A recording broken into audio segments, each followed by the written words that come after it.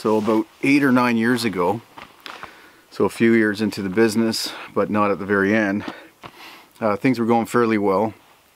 A couple years prior, so about a year after starting the bigger business, my wife and I, we made the decision to provide company benefits to the employees. It was pretty interesting to see the reports at the end of every month to see what drugs people were using.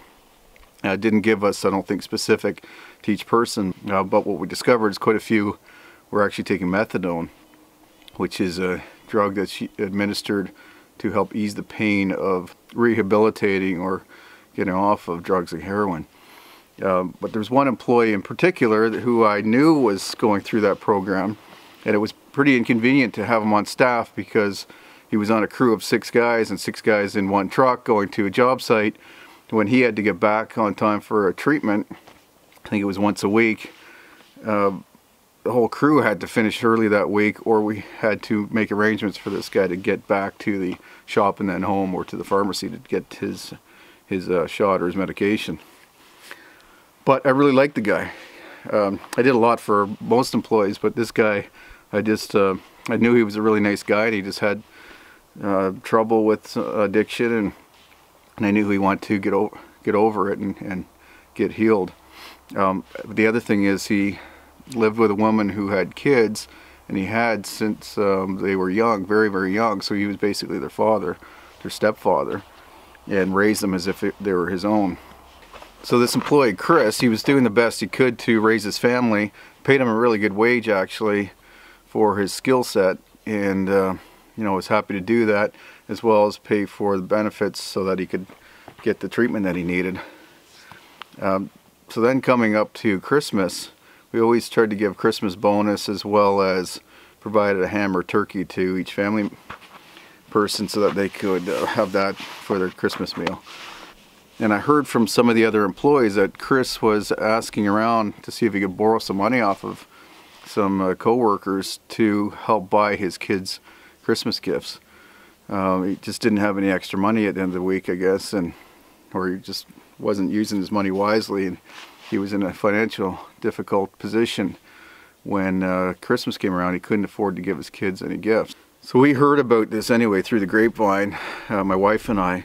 So we made the decision to surprise him by showing up at his house with a whole bag full of gifts for the kids, and as well as a couple of vouchers for groceries. Significant, like in the hundreds of dollars.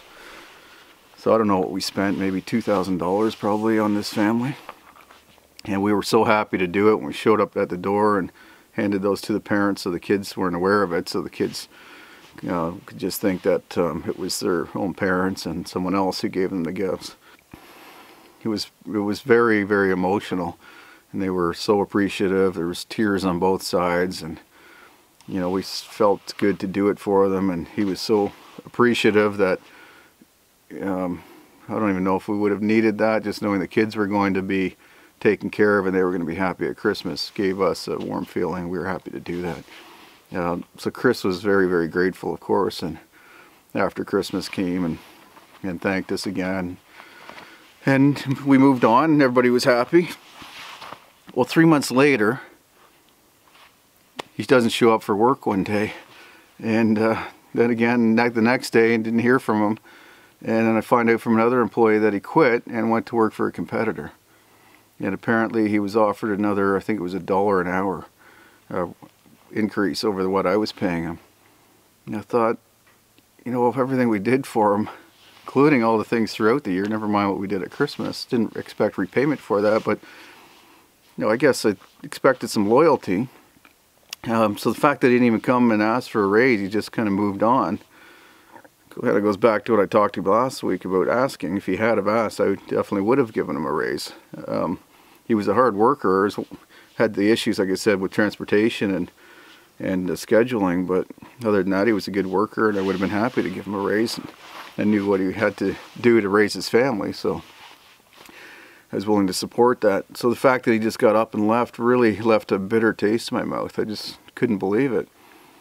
But that kind of taught me something about human nature, and kind of developed this rule that seems to be holding true and has held true, and when I look back it was always true, and that there seems to be what I call a 3-month rule regarding gratification or gratefulness, appreciation.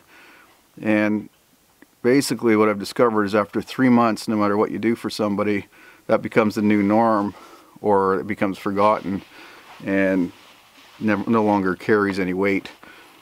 So where that really impacts is that, you know, as an employer with hundreds of employees over a few years, every time I gave a raise, that person worked hard, they were very appreciative, but after 3 months they were used to making that money. Now they were living up to those means or beyond those means, and they were no longer appreciated, and they now expected that. So if it was $20 an hour, they were now making 21. After 3 months they found another way to spend that extra dollar, and now they're back into financial difficulties, and they thought they were worth more. So it was very frustrating. I found out that it was almost without fail, without exception, that it seemed to be the normal with every situation. Every time I gave somebody a raise or a benefit or a bonus or some other kind of perk, it was unappreciated after 3 months. But I started thinking more and more about everything in my life and everybody in my life, and I realized that's actually a norm for all people.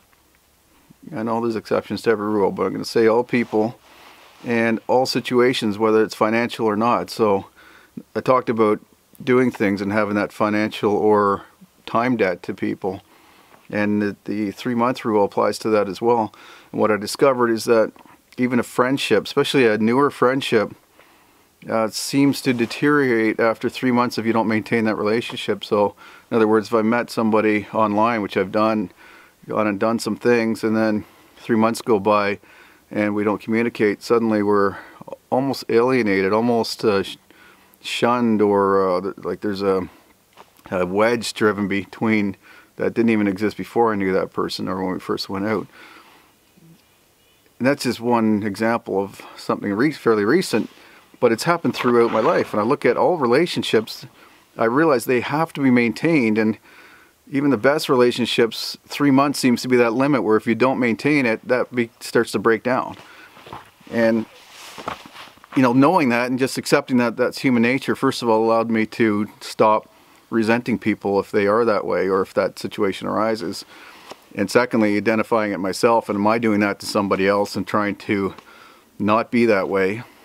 And also trying to avoid those situations. So if I know there's a particular relationship that I really want to maintain, that could be a business relationship, personal relationship, even a family relationship, that it's worth putting that extra effort into communication within those 3 months. And that's so, obviously it's a lot more to a relationship than just communicating and interacting with 3 months going by. And very deep relationships and family members, typically the 3-month rule is looser, or maybe doesn't even apply. But I think even in that case, sometimes it gets to the point where 3 months is kind of a strain of, you know, if 3 months goes by and there's no communication, there seems to be a strain. It seems to be a thought that we go through in our head is, why is that person not communicating with me? There must be something wrong with me, or they must have a problem with me. And I know this happens to me all the time, and in family included.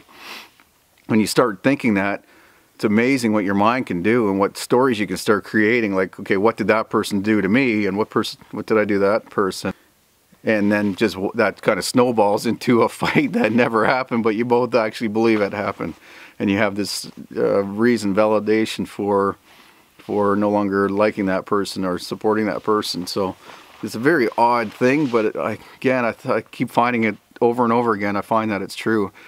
And the same thing with a business relationship. So if you're in business, especially if you're a salesperson or, you know, operations manager, or you own your own business, when you don't communicate with those customers, it could be a fantastic customer in the past, but somebody else comes in and starts communicating with them better or deeper, and suddenly they're their new best friend or their new best supplier or best customer. So it's so important and to maintain that relationship and put that extra effort in. So I call it the 3-month rule. I've never actually said what else, what kind of rule it is, like gratification rule or something, gratefulness or whatever. But When I say there's the 3-month rule again to my wife, and she chuckles, and because she knows that I'm kind of latched onto this thing and I'm always talking about it, but she agrees. I mean, it seems to be absolute universal truth. So I've had to, like I said, I adjust my life, and I understand that certain relationships are going to come and go, and if I don't maintain it over 3 months, I'm either making that conscious decision that it's not worthwhile, or that there's other priorities. Even though I'd like to maintain it, I just don't have the time. So then what are the priority relationships in my life, and how do I maintain those? So I'm going to continue to live that way until proven otherwise, but I don't see that happening. I think I'll just continue to expect that, and I'll know that I'm upsetting people when I don't communicate, or I don't provide something of usefulness to them or of value within that time, that we're going to see a slow decline, or maybe in a cut off of that relationship completely. And I have to accept that and know that when I do that, I'm maybe hurting somebody else, even, because it can be painful when you start developing these things in your head, these thoughts in your head about why somebody's alienating themselves from you. Anyway, that's my thought for the day. That's the thought for this week. If you are new to this part of the videos, or you're new to the channel at all, and you want to go back, I would say for the last 5 weeks or so, throughout the months of October and probably even into September, I've been doing these rants or reflections at the end of every video. So if you want to go back and watch that portion, feel free. That would be appreciated. So thanks for watching this one, and have a great week, guys. Take care.